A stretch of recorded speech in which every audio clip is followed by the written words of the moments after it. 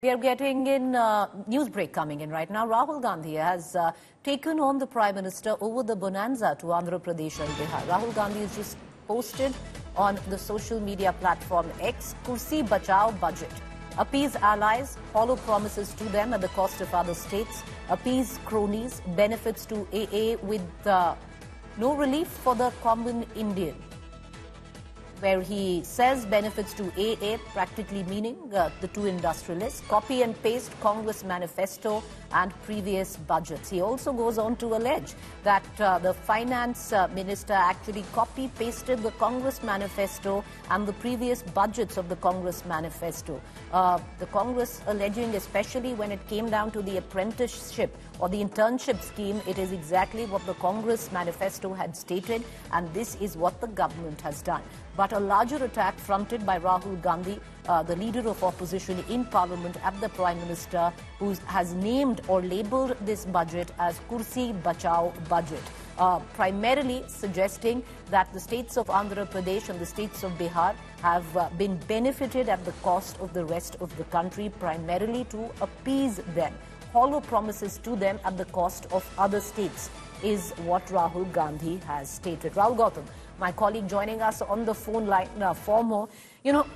Rahul Gandhi suggesting that this is a copy-paste of the Congress manifesto and Congress budget, and on the other hand, also attacking the Prime Minister and calling this a Kursi Bachao budget.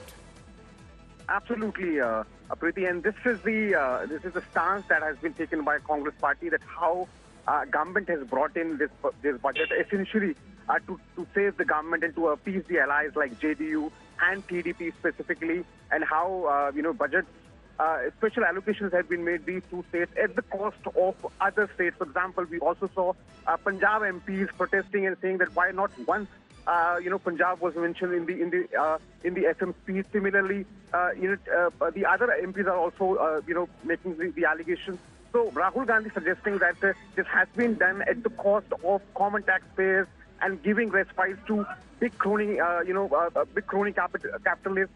And in fact, he also said that they have taken a cue also from Congress manifesto. For example, pledging money to those who are going to do the internship. So clearly, in a way, you can say the Congress MP is now increasing the heat. The leader of opposition is increasing the heat on the issue of budget. And you expect that now Congress leaders will take this issue to the people and will certainly try to corner the government in Parliament in both the houses as well. All right. Appreciate you joining us. Rahul Gautam there, getting us the Congress's perspective on the budget. But a lot has gone down, viewers, in terms of political reactions, especially on the allocations to Bihar and Andhra Pradesh. Listening.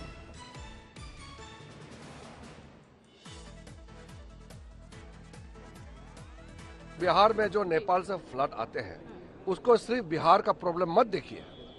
Bihar में नेपाल से जो floods आते हैं बरसात के समय में, तबाही मचते हैं, ये देश का समस्या है। इसको सिर्फ बिहार का समस्या क्यों बोलते हैं विपक्ष के लोग? ये बिहार क्या भारत का हिस्सा नहीं है? बिहार का समस्या, बिहार का फ्लड का समस्या सालों से चलते आ रहे हैं।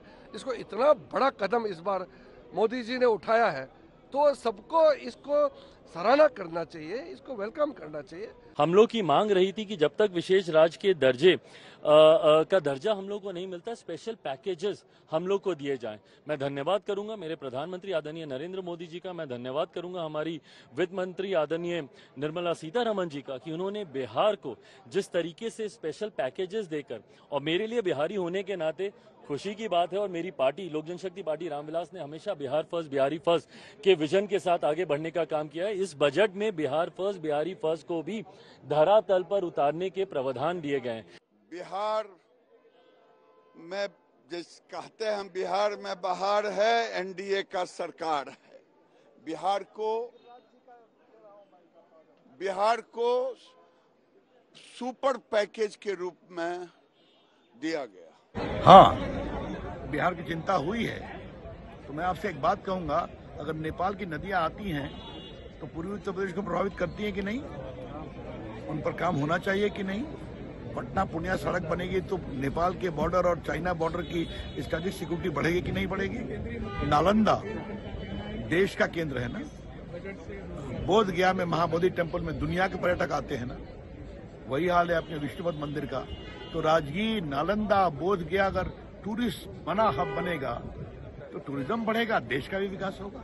सबसे पहले तो मैं नीतीश कुमार जी के प्रयासों की सराहना करना चाहता हूं, जिन्होंने एनडीए के साथियों के साथ बिहार के उत्थान और विकास के लिए निरंतर प्रधानमंत्री और वित्त मंत्री से विमर्श किया।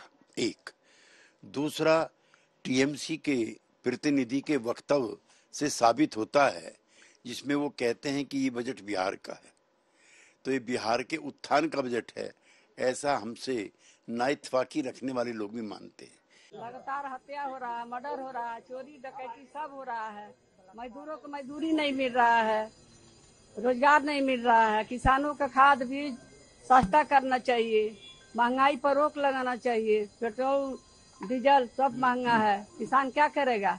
बिजली, किसानों को बिजली भी नहीं मिलता है, झुनझुना है, रेलवे के झुनझुना है। मांगा था स्पेशल पैकेज, मांगा था स्पेशल स्टेटस, और दिया क्या? वही ऑनगोइंग स्कीम को जोड़ के बता दिया। नई राजधानी के लिए क्या हुआ? कहा था ना बसाएंगे। जो आंध्रा जब निर्माण हुआ था, जो कहा गया था हुआ। 10 साल से जब से आए तब से हमारी सरकार तो नहीं आई। तो बिहार के साथ नाइंसाफी, आंध्रा के साथ नाइंसाफी, अब इन दोनों के मुख्यमंत्रियों को तय करना चाहिए कि इस सरकार से समर्थन वापस लेंगे या चालू रखें।